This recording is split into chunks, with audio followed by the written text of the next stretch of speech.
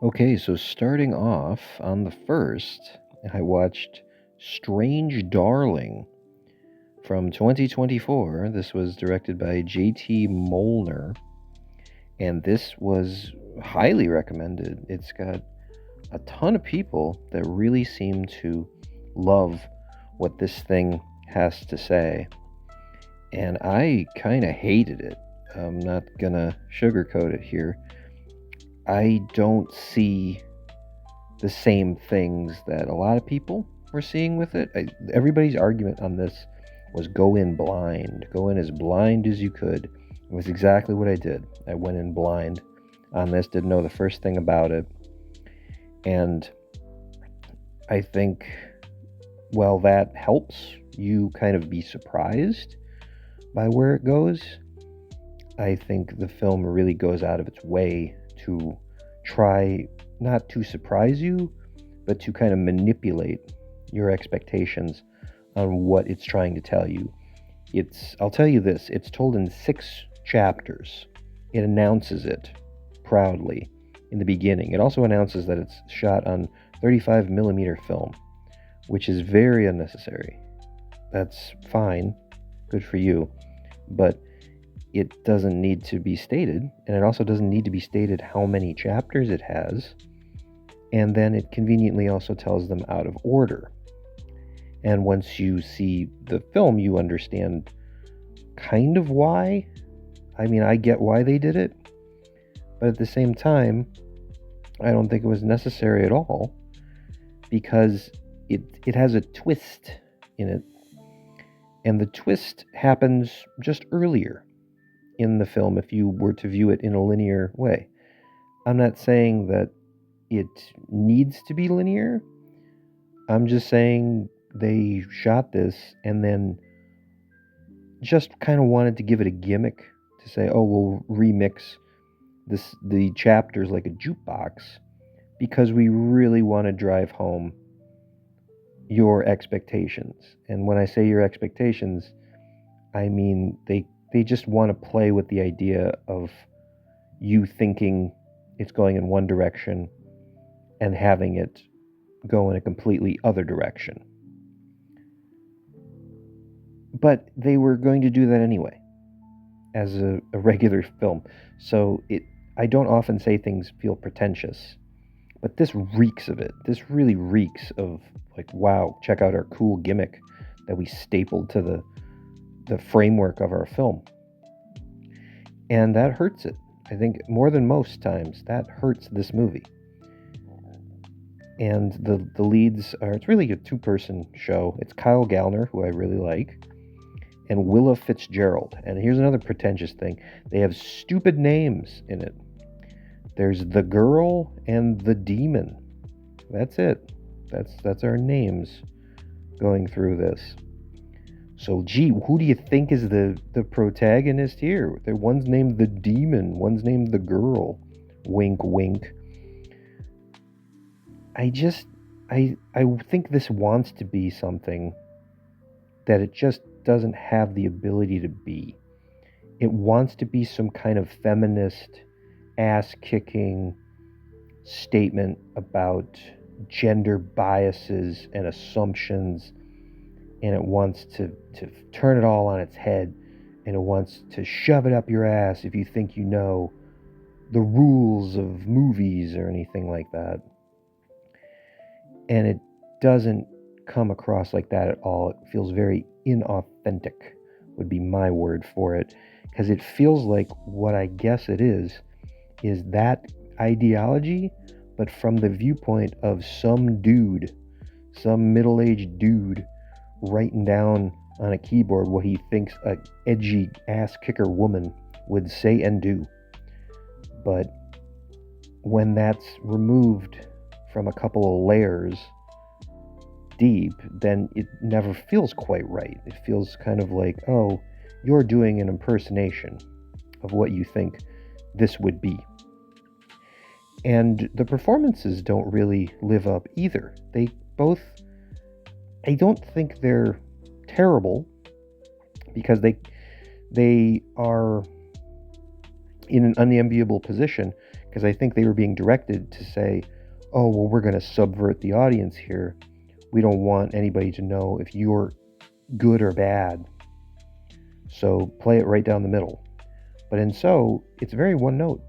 Both Willa Fitzgerald and Kyle Gallner feel extremely one note, and there's supposed to be a love story going on in here too. It's kind of the central focus of the story. Is this meant to be this twisted love story? Maybe. Because of the way they perform it and because of the way it's shot, I don't know if it's a real love story that we're supposed to be seeing played out as their drive. And I also don't know if it's just a giant ruse because of that.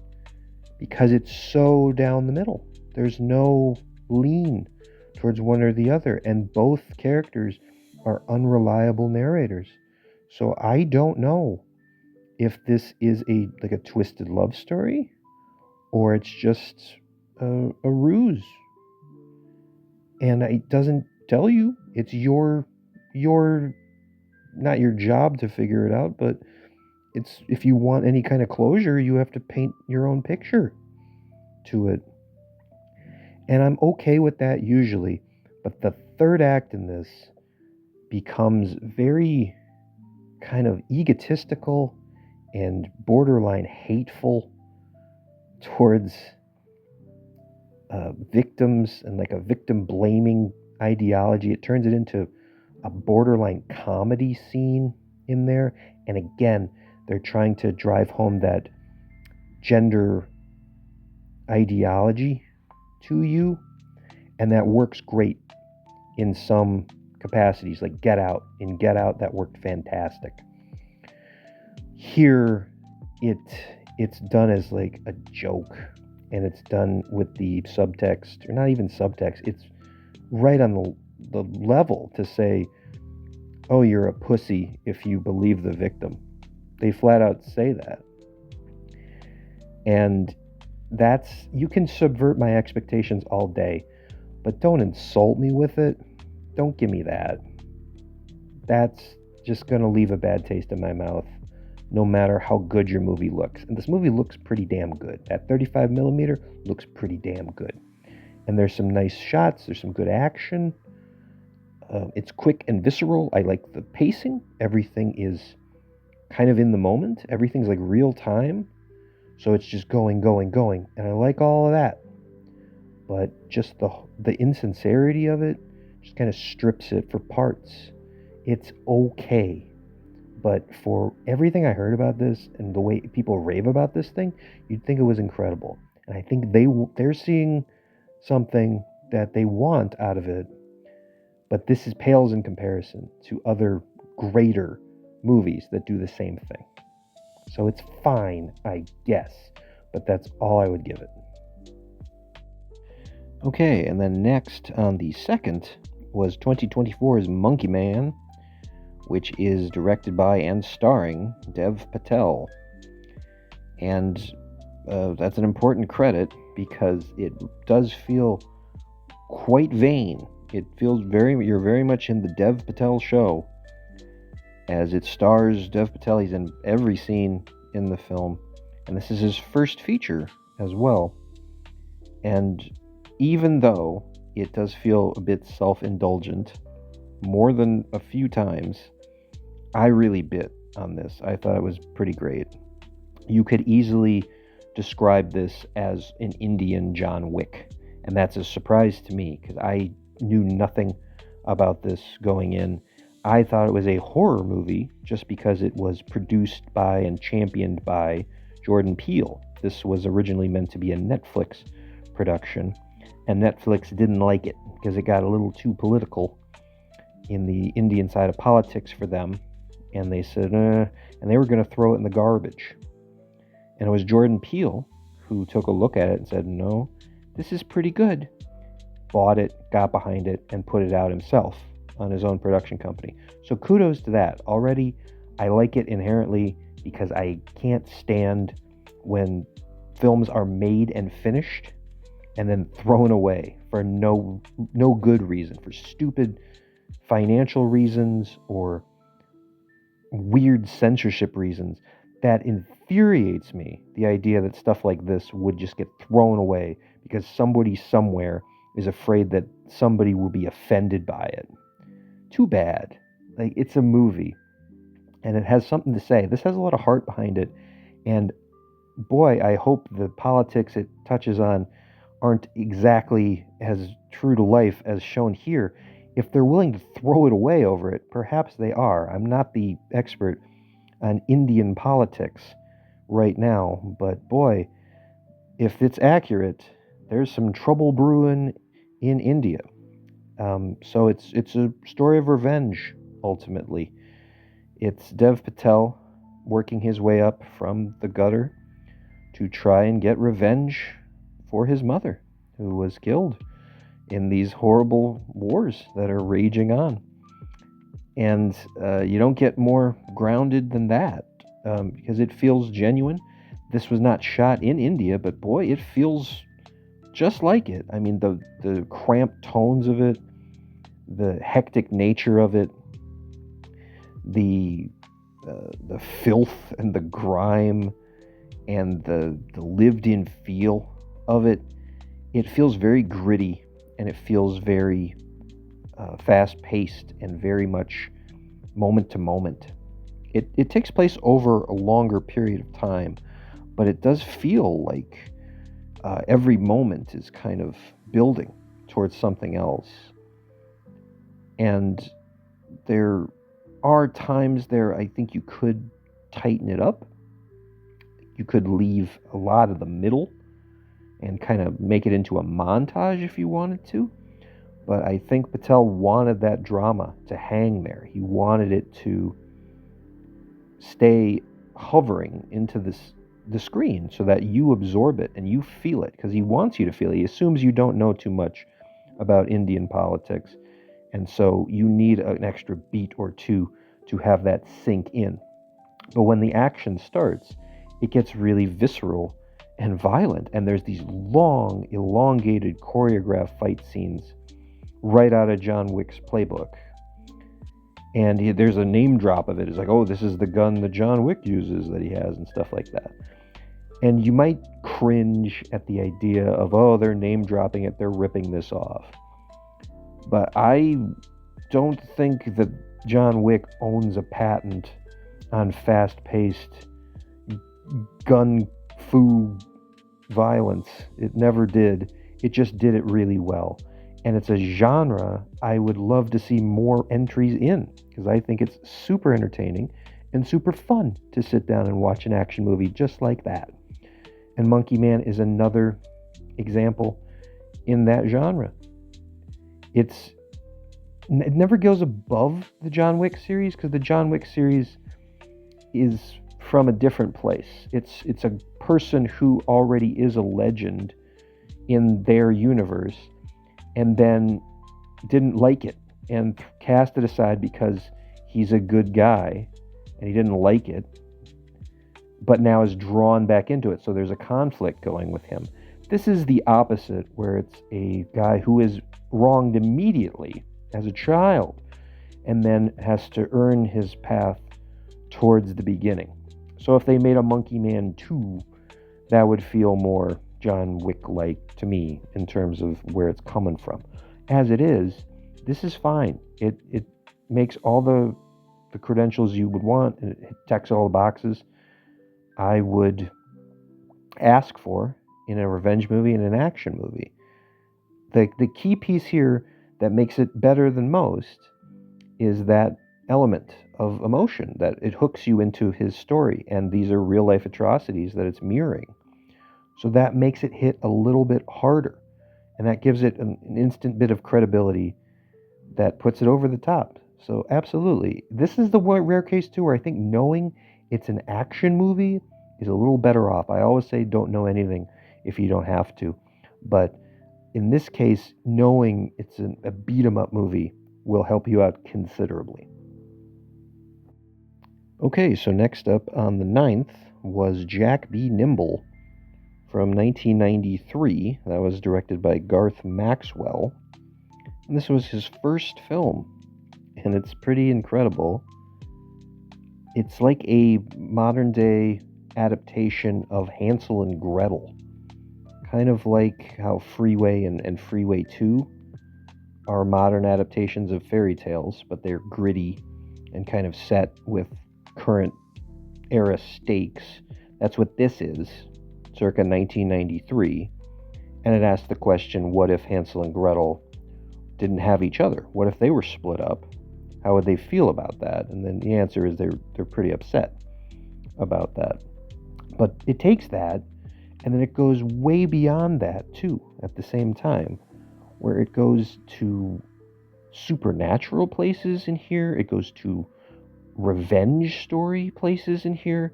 It really shows an anger and a longing between, in this case, it's Jack and Dora. Jack is played by Alexis Arquette. Dora is played by Sarah Smuts Kennedy.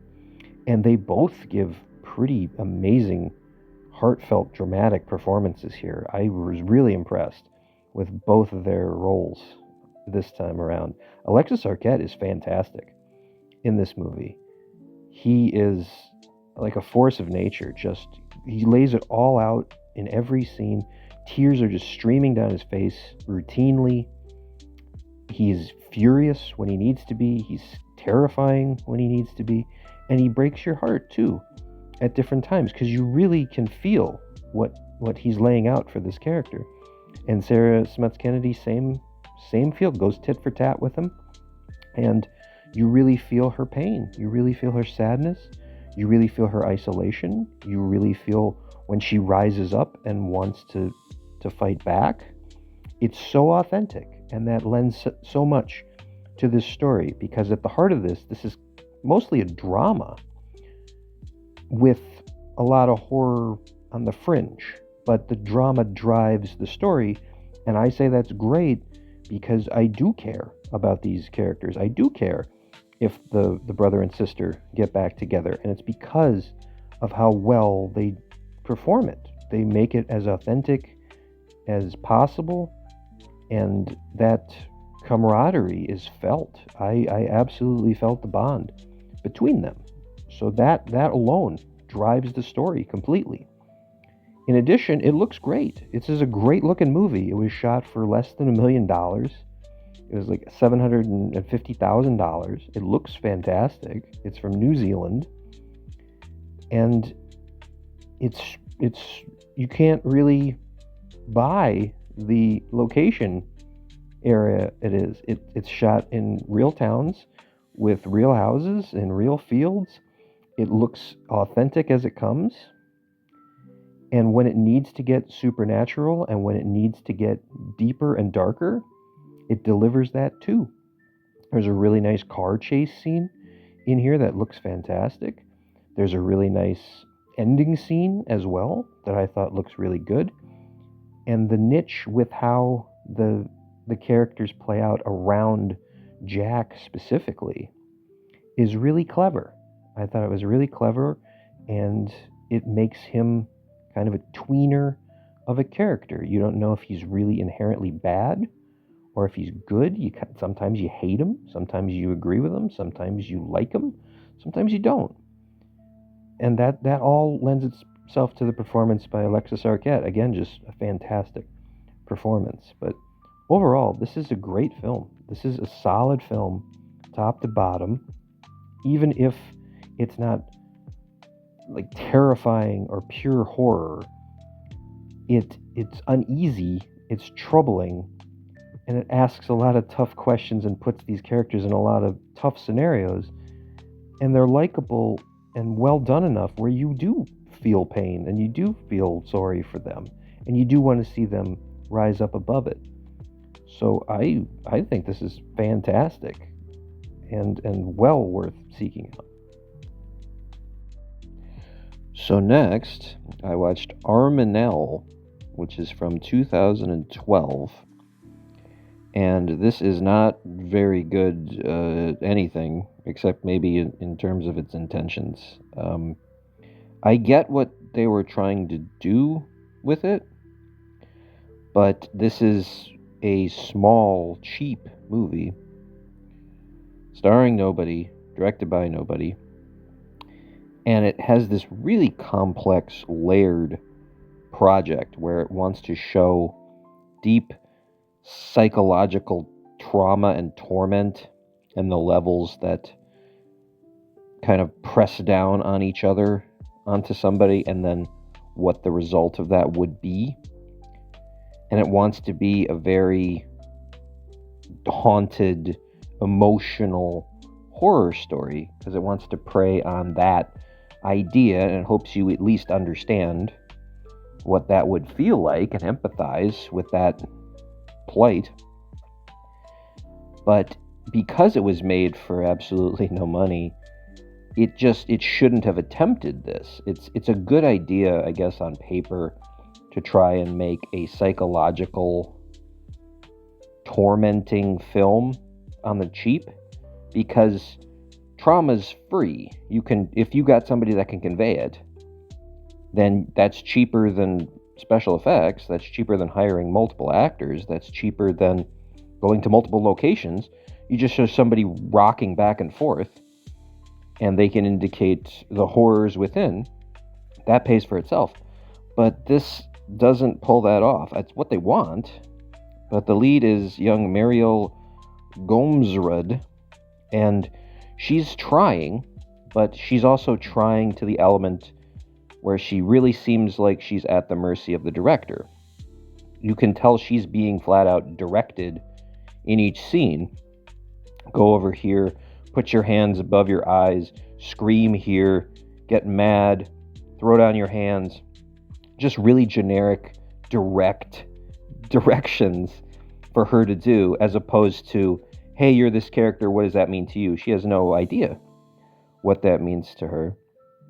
So you just have her going through these motions in her day-to-day life, and she's meant to be tormented by these repressed memories that are slowly coming out through therapy, and she's trying to analyze a dream that she's having and what it means and why it bothers her so much. And then there's also a killer going parallel to it. So it's not badly written. It's actually a decent enough concept.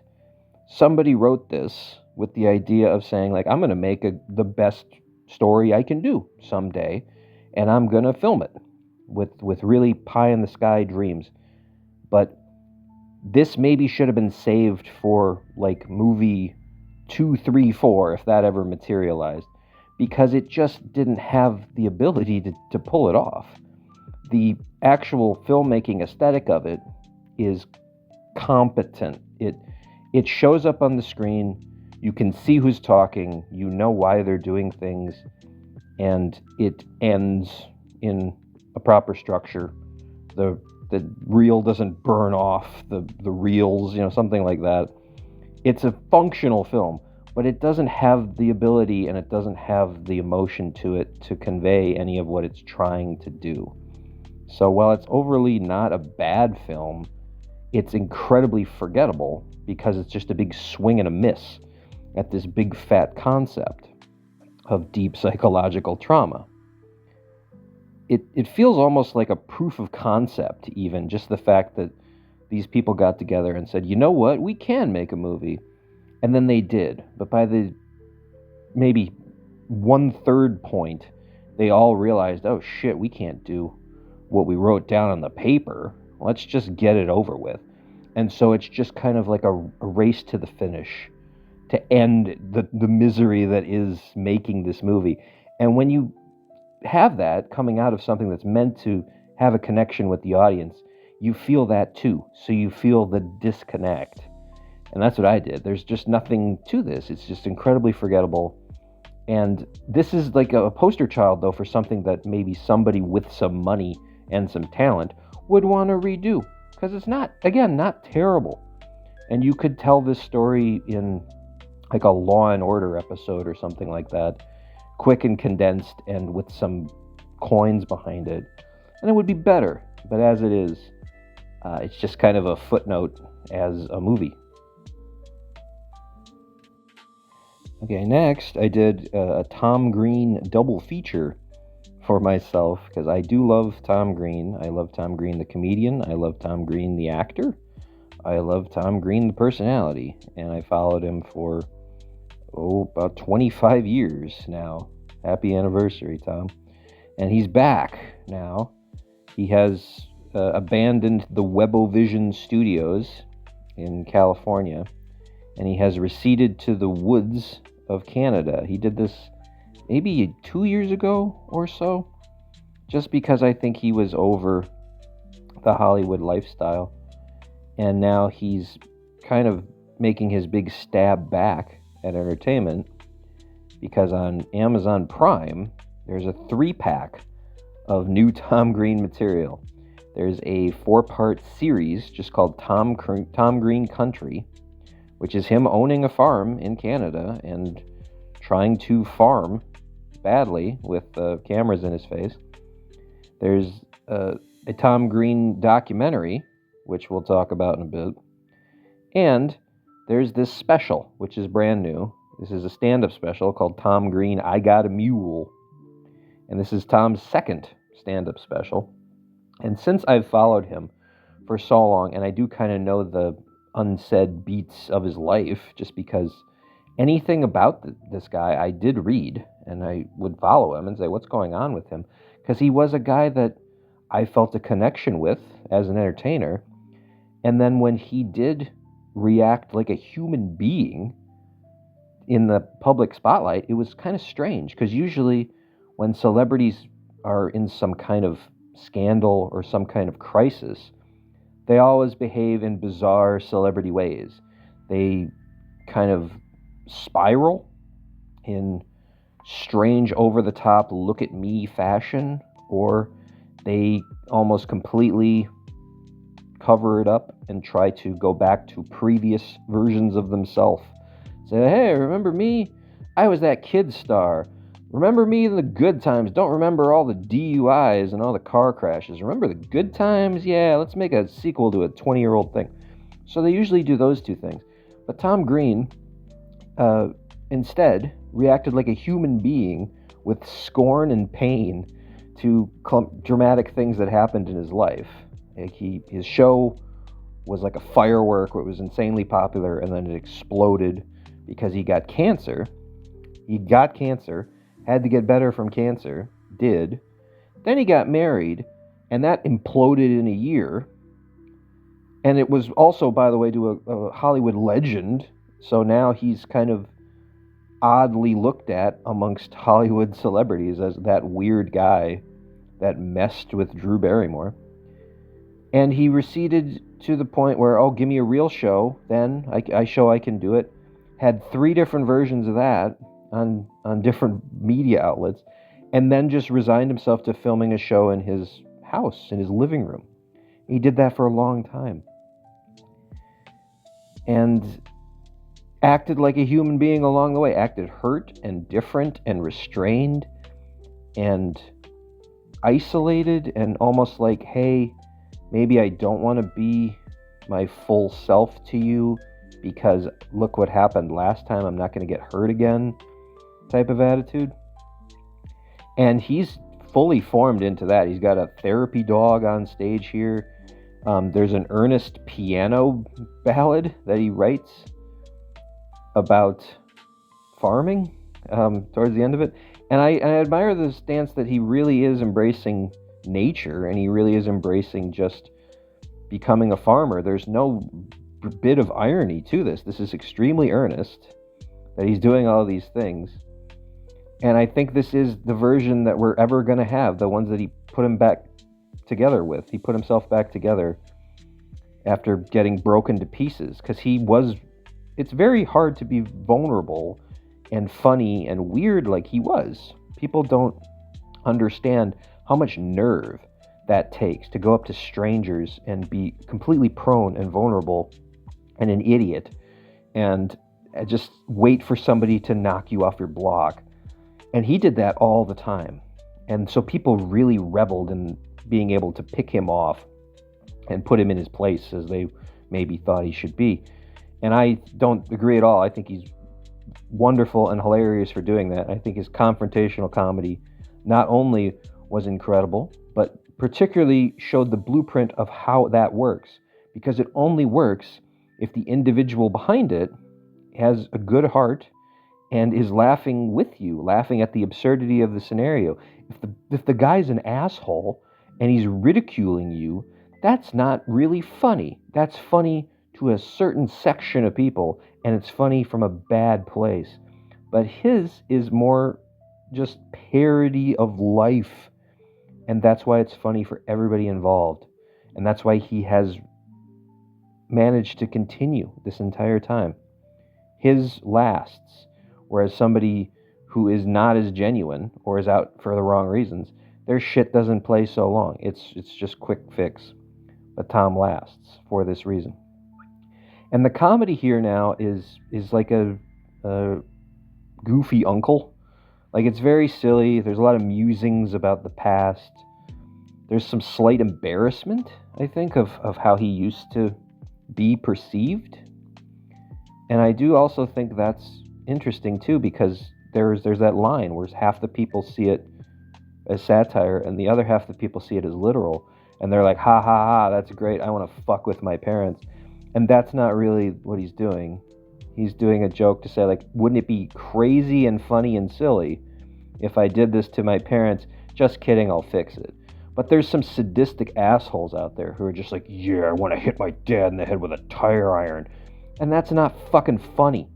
That's just some psychosis shit that you need meds for.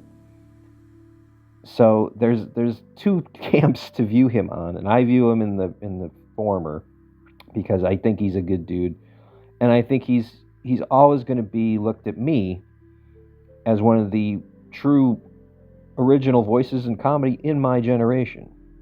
People have done this before, and people will do it since. And that's because of him inspiring this new generation. And where they take it is up to them. But I strongly identify with his stance and his attitude towards comedy here. And this is kind of the interesting aftermath of it. It is kind of his rebirth as a new comedian, or as a non-confrontational comedian, trying to just get back to simple comedy. Whereas, I mean, it's even simpler what he did. He would just come out on a roof and scream, "You're wearing a t-shirt," and things like that. And just did it to the point of absurdity. So that was funny. But now it's more jokes and structure and get a load of this type of observational stuff. So much more relatable humor. Likeable, still, he's always going to be likable. But now he's trying to be like a fully formed human being instead of a parody of it. And that's a big loss, because having that voice be a parody of your dumb day-to-day activities was a nice breath of fresh air in 2000, and has remained one of the few people that's done it right. Other people have done it. He did it right.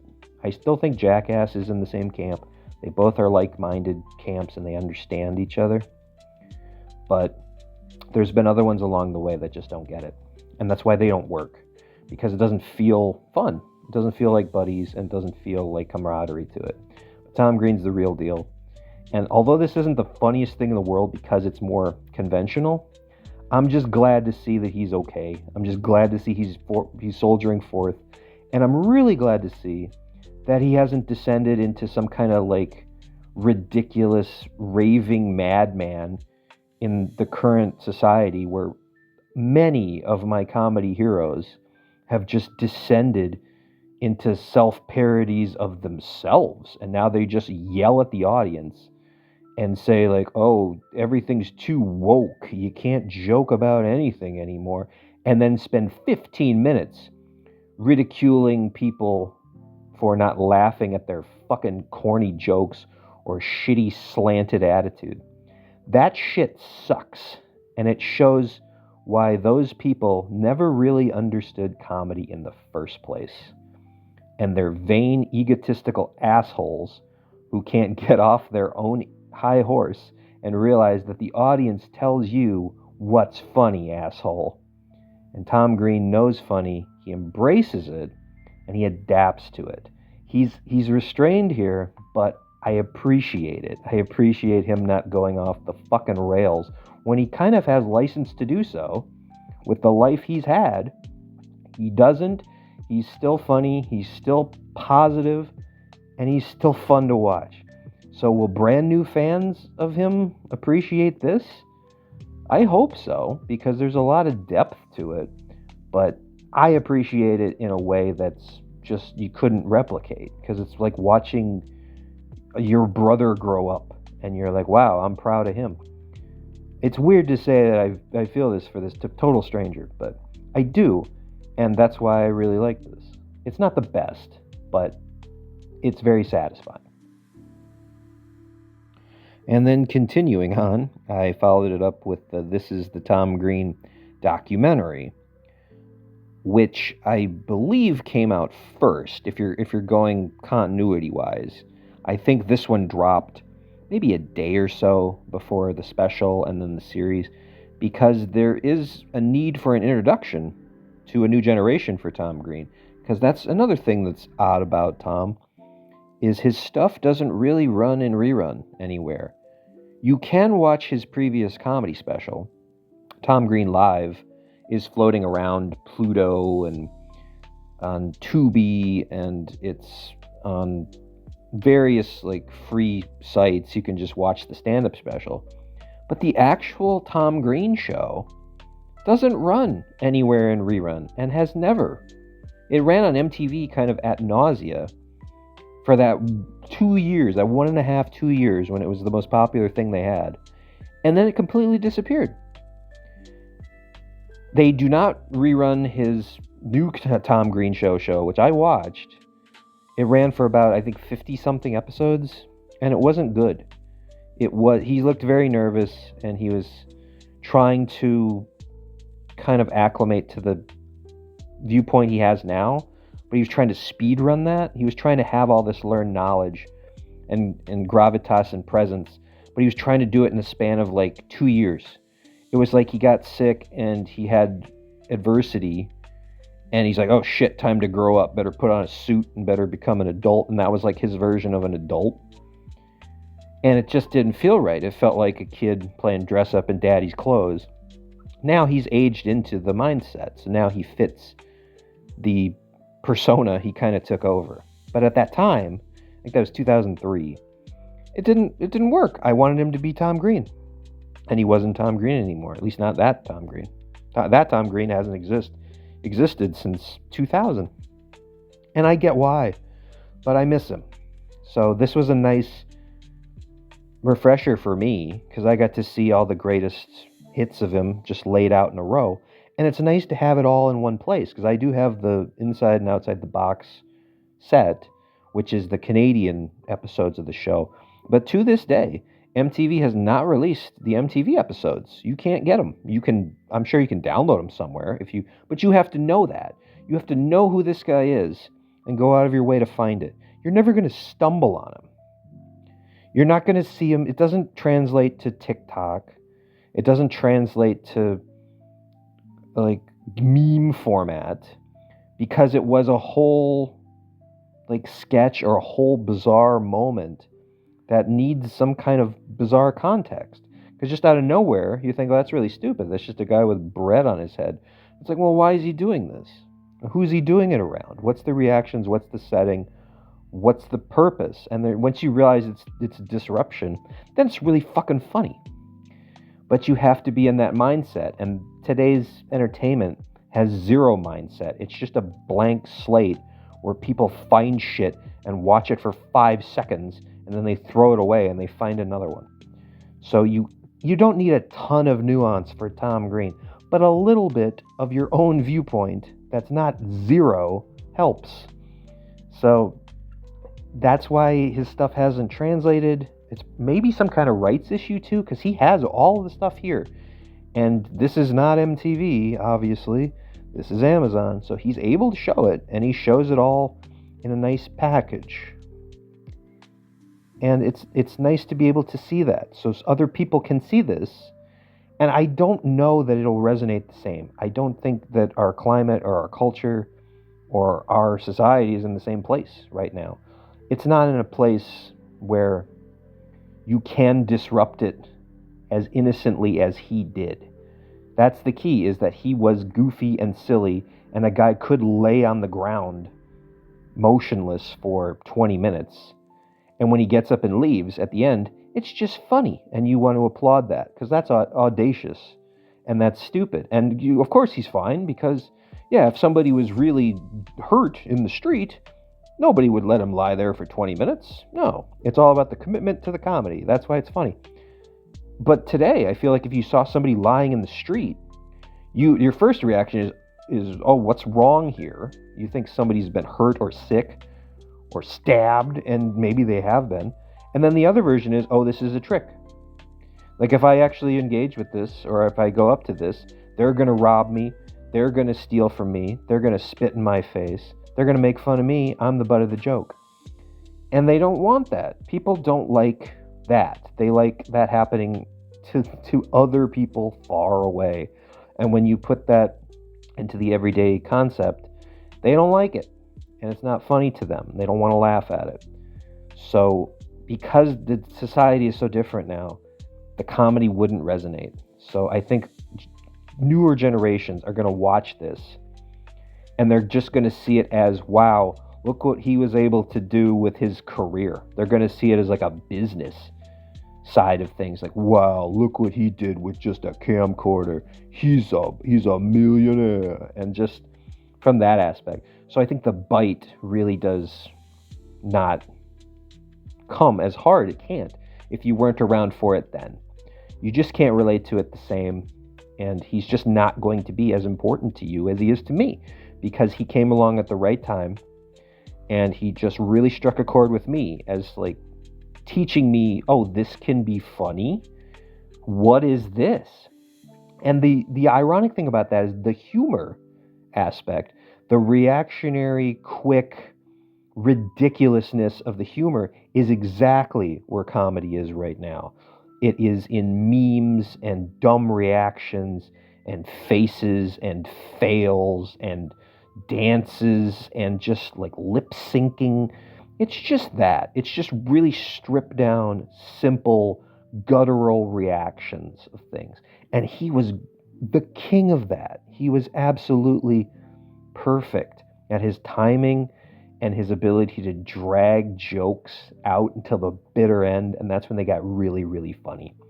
So the ironic thing is, like, his presentation doesn't work for kids now, but the humor does. So if anyone did care enough to watch this and they're just discovering him from it, I think there's way more to be impressed with than just his cultural reach at the time. It's also his sense of humor and his innate comedy voice that's still inside there.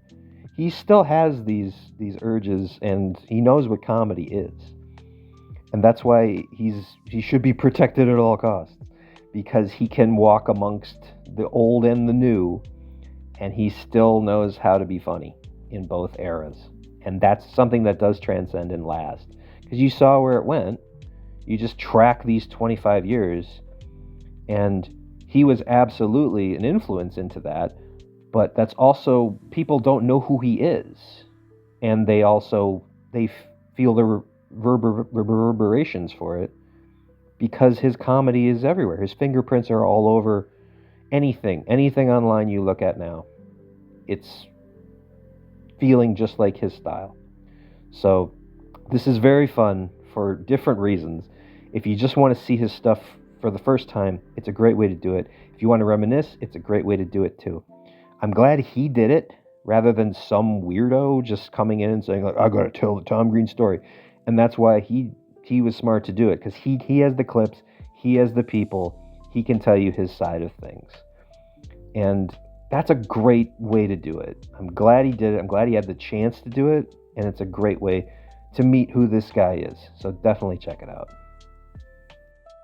So next I watched The Den, which is from 2013.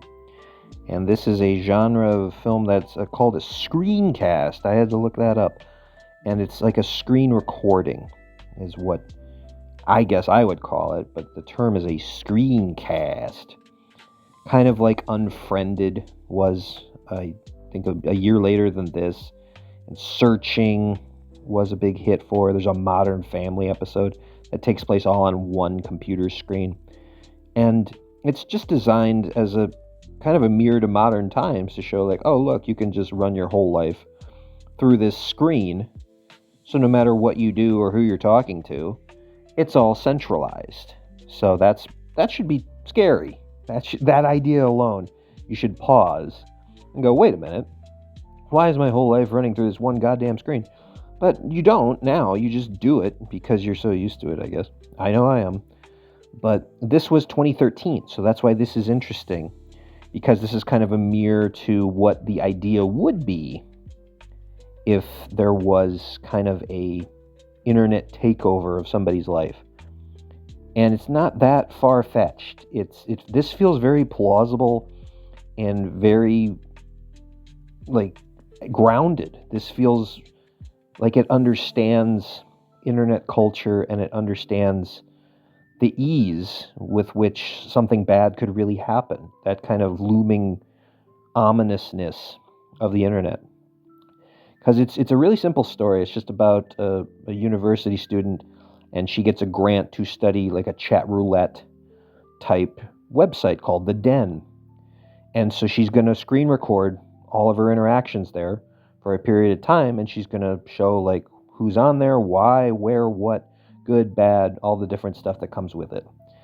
And now we have the benefit of hindsight to know what a whole site built around that will do. It'll be a fucking disaster, because it'll come out with the weirdest and the strangest wretches of humanity designed to prey on people, just kind of like mice and cats going at each other like that, like the cat waiting for the mouse to show up.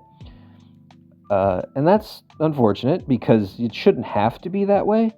And obviously not everybody involved is, but that's who comes out of it almost always in those scenarios, and they ruin it for anybody else. So anybody playing the middle ground, they get nudged out by these like mouth-breathing assholes who just want to like prey on people. And so this is the story of that. This is the woman just being lured in by mystery, saying, who is this person? What's going on?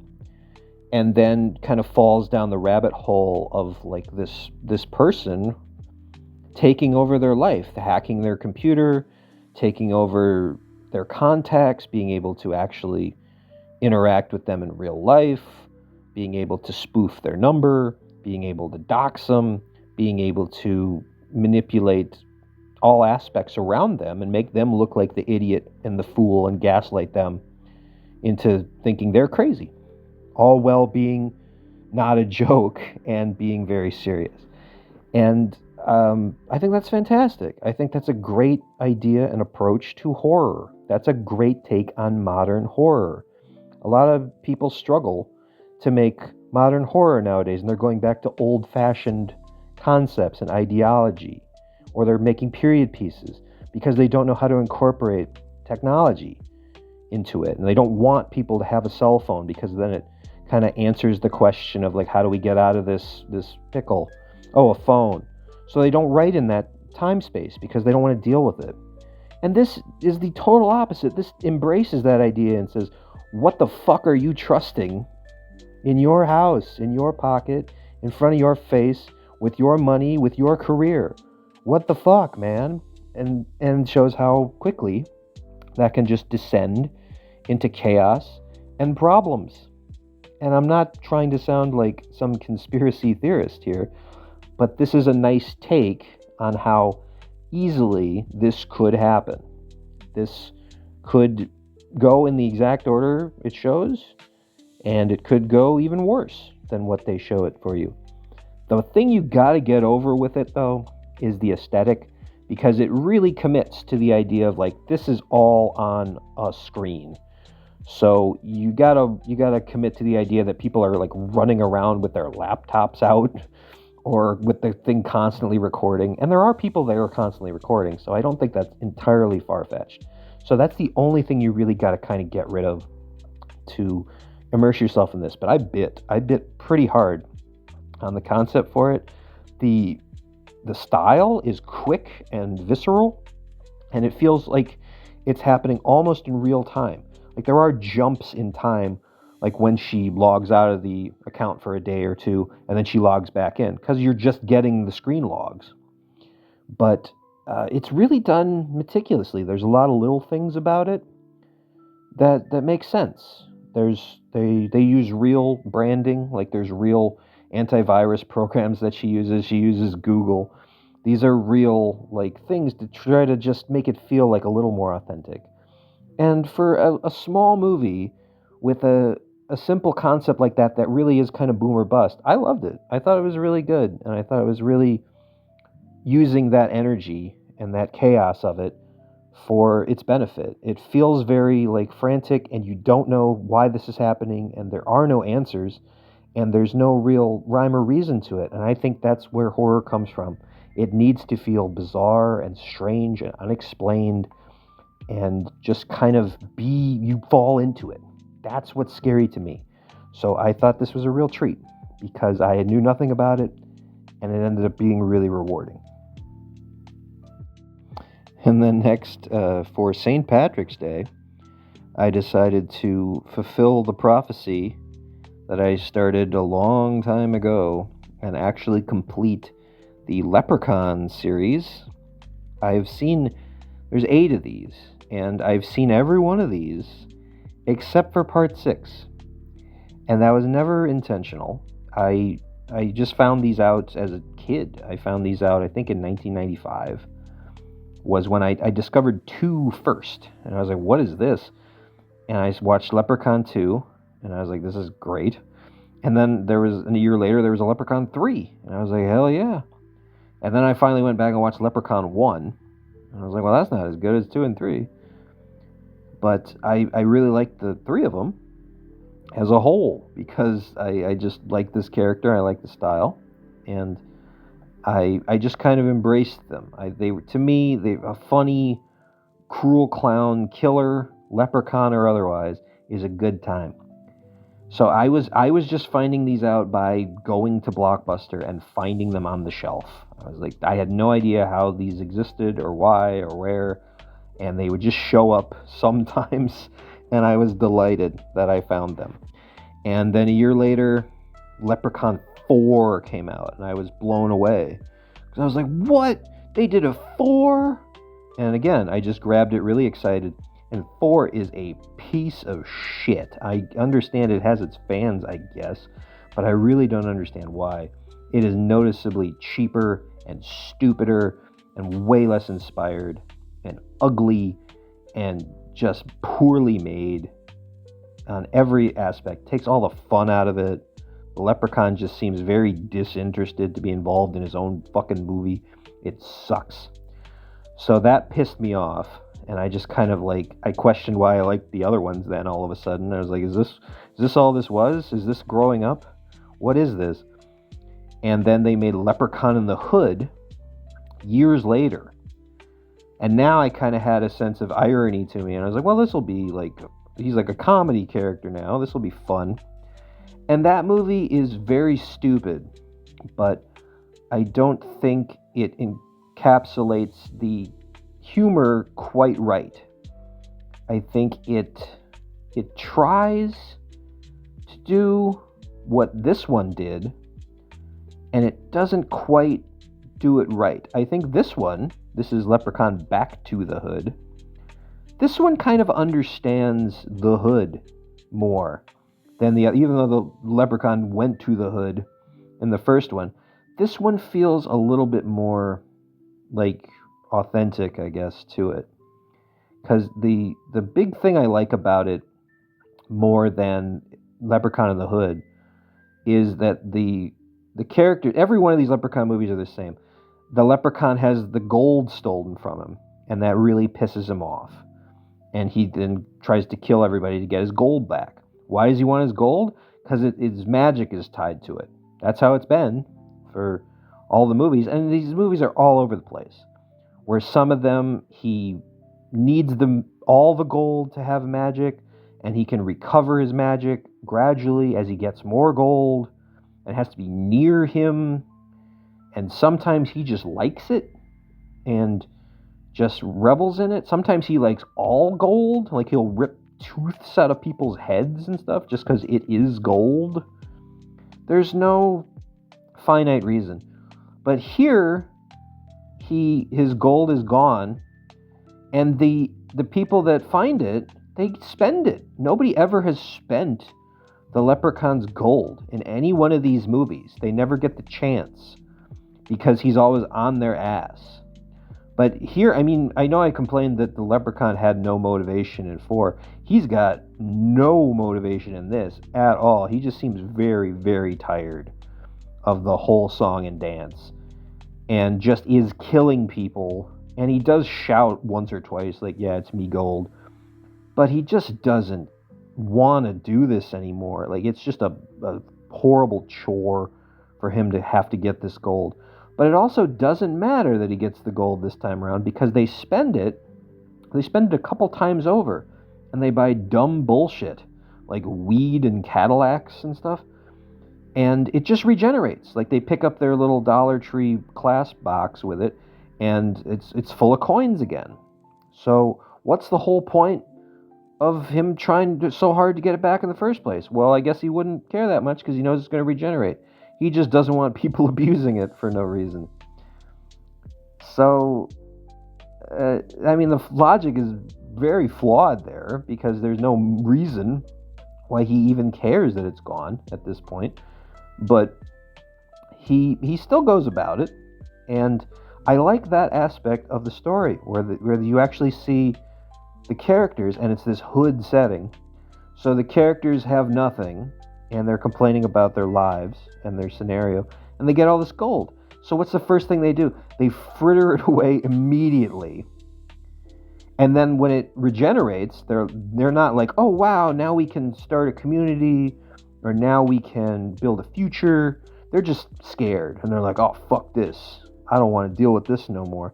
Like their ideology only exists to the point of like small joy. Like it's like, oh, if I got a bunch of money, here's what I'd do, and I'm gonna buy a car and some weed. And then it doesn't go anywhere else. It's not like, what do I do with that later? Or how do I grow this? Or what's the future like? It's just, when you have nothing, you don't think 2 steps ahead because you're whole like, well, just give me something. And then when you get something, it's like you have no idea how to handle it either. So that's actually a cool idea at the heart of this dumbass movie that they don't really focus on that much. But it's there, and it's cool. So I like that that's in there. And the comedy here works, because the comedy is leaned into quite a bit more than the other one, because you get to see the Leprechaun high, walking around, spilling a jar of pickles. He gets kicked into a refrigerator at one point. He massages an angry lady by walking on her back. That's funny.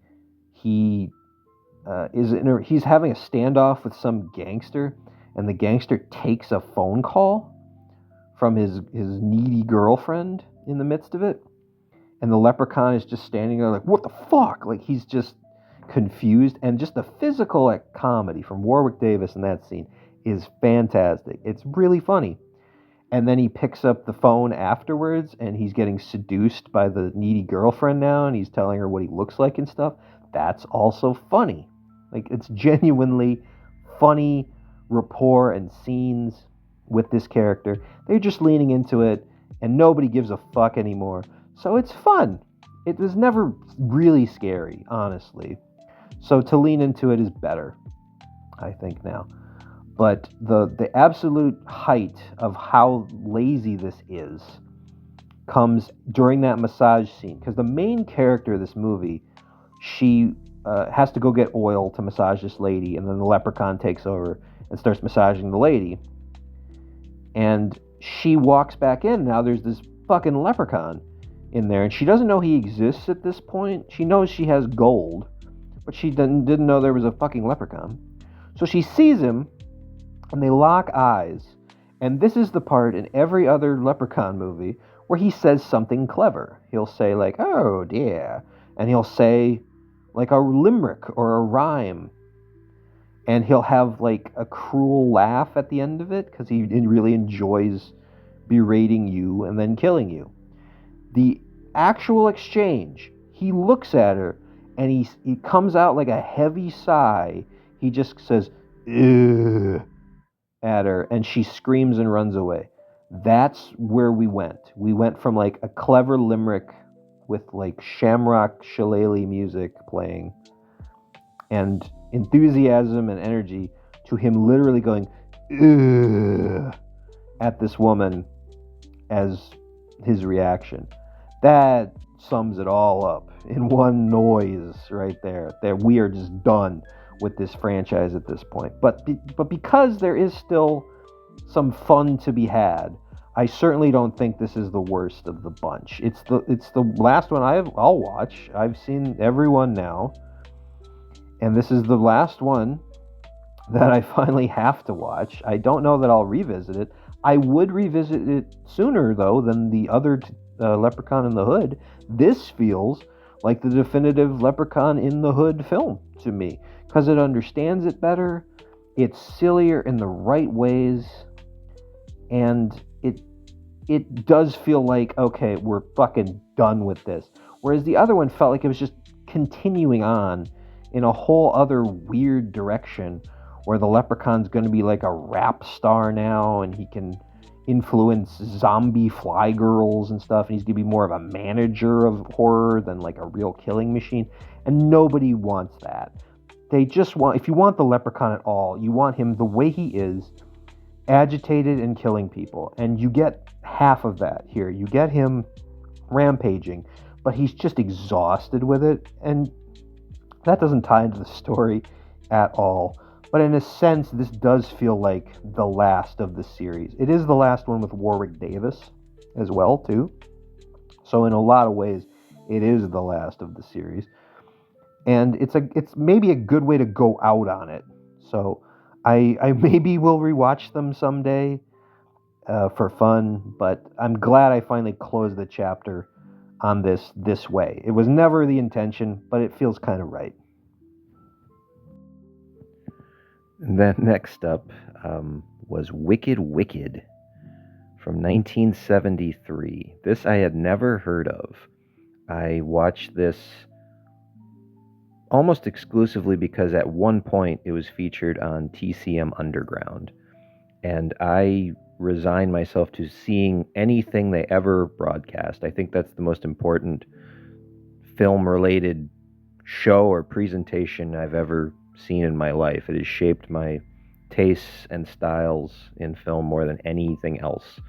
So I will 100% check out anything that is in that film's catalog. And so Wicked Wicked got immediately jumped to the top of the list for me. It's also obscure because it's owned by United Artists, but it's inside the MGM vault, which is complicated because it means it kind of sort of runs sometimes on Turner Classic Movies, and it has a shitty MOD DVD that's available, but otherwise you're really not going to find Wicked Wicked anywhere else. I would be very surprised if anybody bothered torrenting or pirating this movie, just because it's not really popular. Nobody's really searching for it, and anybody who searches for Wicked is looking for the fucking musical that just came out, so you'll never find it unless you put 1973 right after it too. But it's such a fun little anomaly because it's also a cheap gimmick movie, which is almost entirely what it's based on. It's I guess a really exaggerated split screen in what it's become. It was meant to be something much more. It was meant to be like this immersive experience where you're seeing two stories kind of play out parallel at the same time. And it's not. It was supposed to be on two different projectors on the same screen, and then they were going to mix it in stereo, which was kind of a new concept in the 70s. And it was like, oh, there's going to be one channel over here on the left that plays the audio from the left. There's one on the right that plays the audio on the right. So like it's meant to mess with your mind and try to encapsulate two different stories at one time. And it was called Duo Vision That was the big hook. It was like, oh, see Wicked Wicked in duo-vision.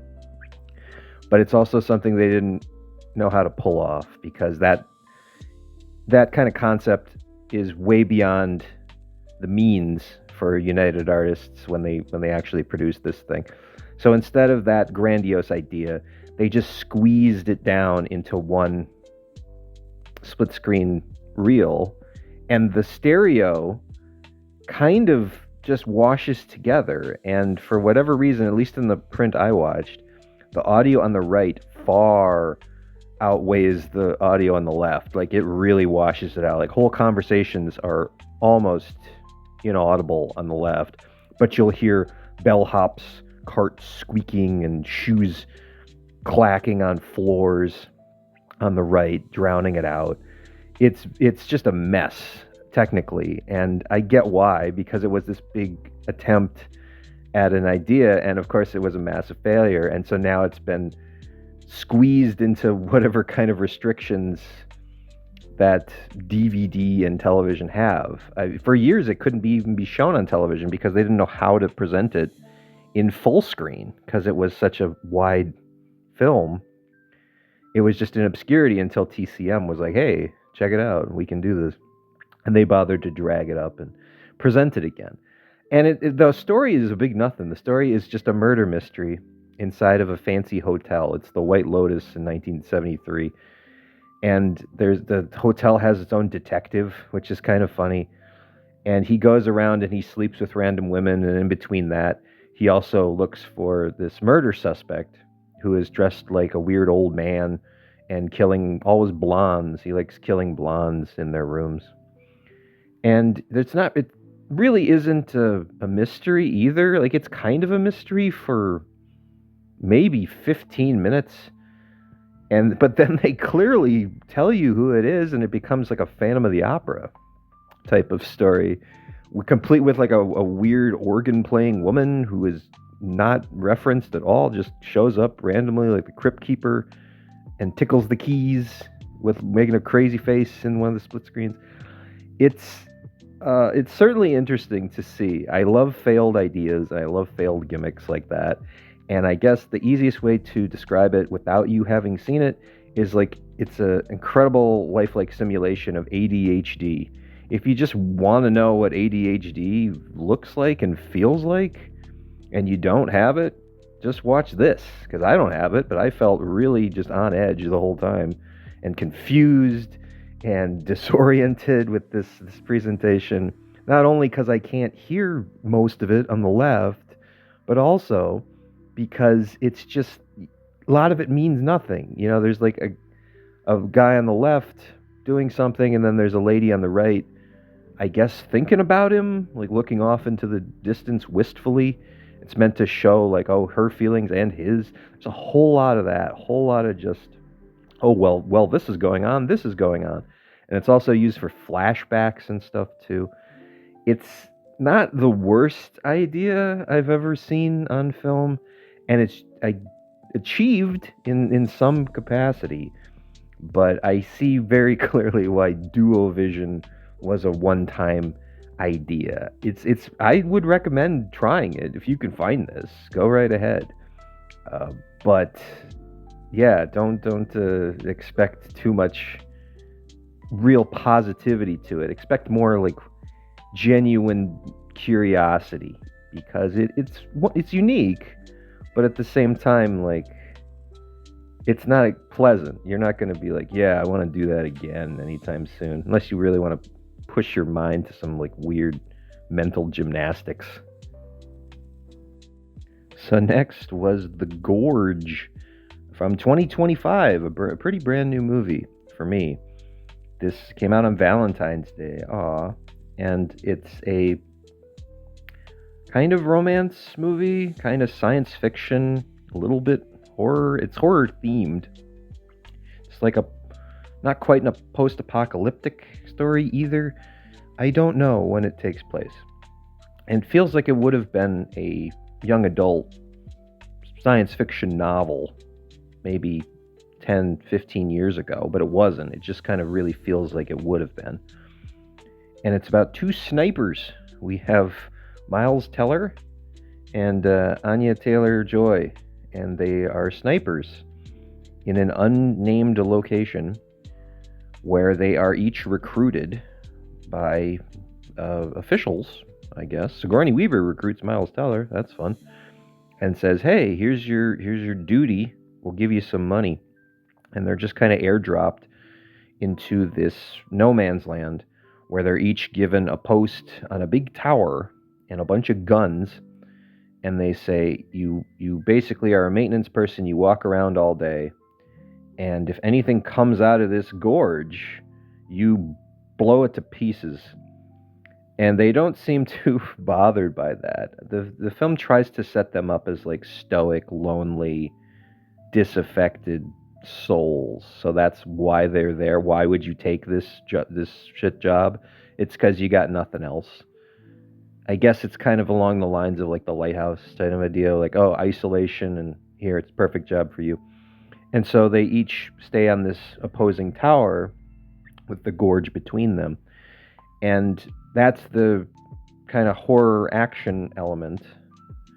Well, the horror element is that there's fucking monsters in the gorge.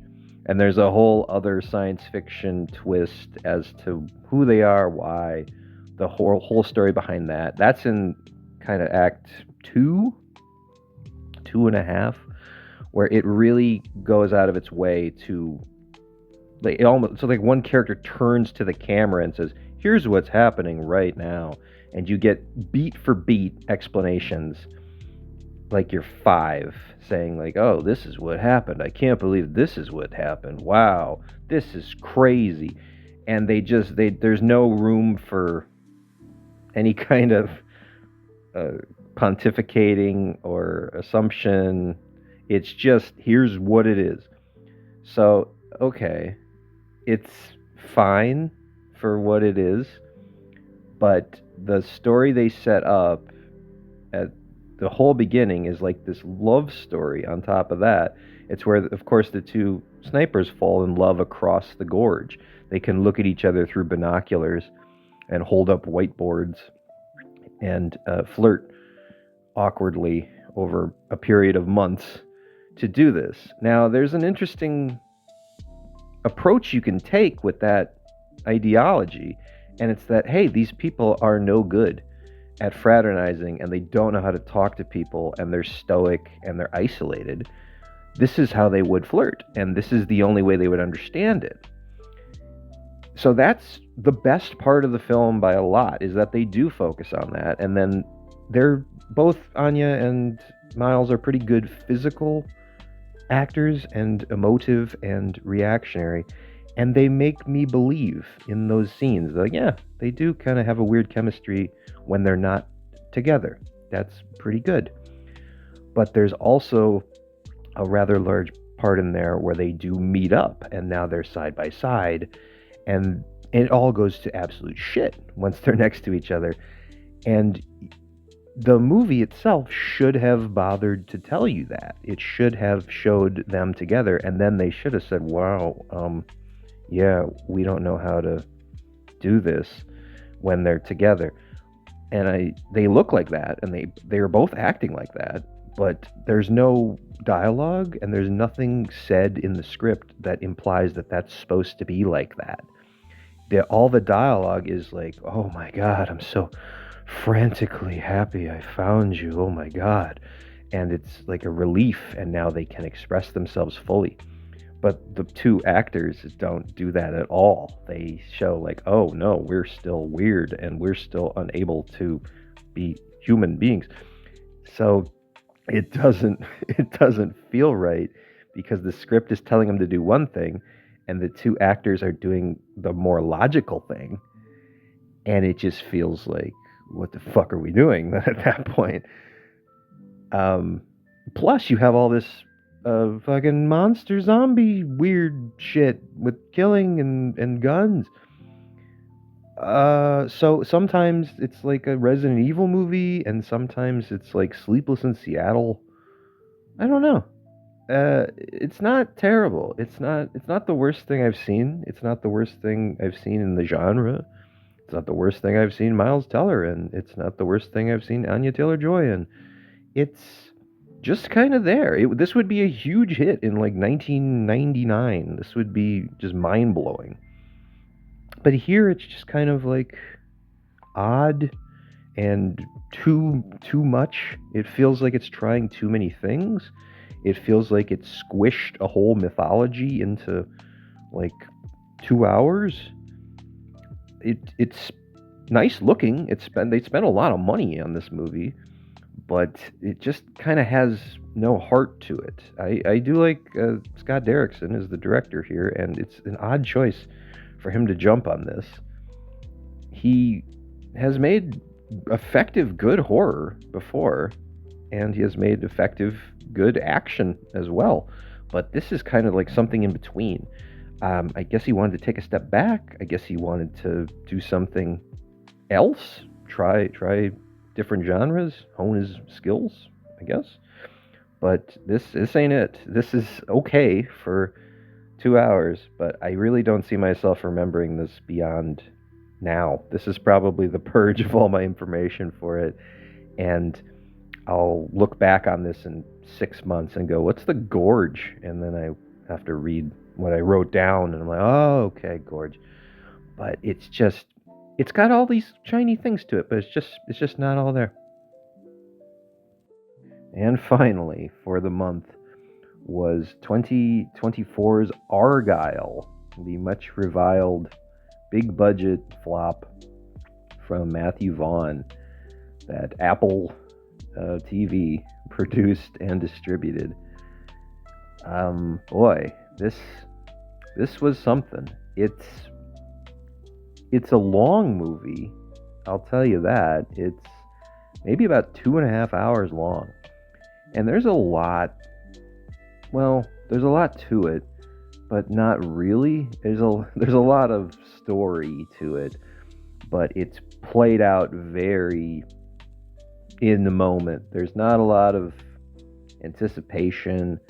There's a lot of twists and turns, but there's not a lot of characterization. There's not a lot of world building. It's very silly. It's very dumb. I sometimes say that I like them big and stupid, and that's what this is. It's from the same creators of the Kingsman films, and there's a little bit of a parallel to it. I guess the original idea was to make 3 of these Argylle films and then tie it into the Kingsman franchise and have them fight. Some kind of like weird hierarchy. And although I like the Kingsman films, I don't think they constitute an entire world that I need to see and operate. Those work better as kind of like spoofs of the genre and kind of like a janky, dirty, stripped down version of the tropes of what these movies have. And when you get too far into it, you're just kind of indulging the thing you are mocking, and you're part of the problem. And Argylle doesn't have that same sense of anarchist spirit.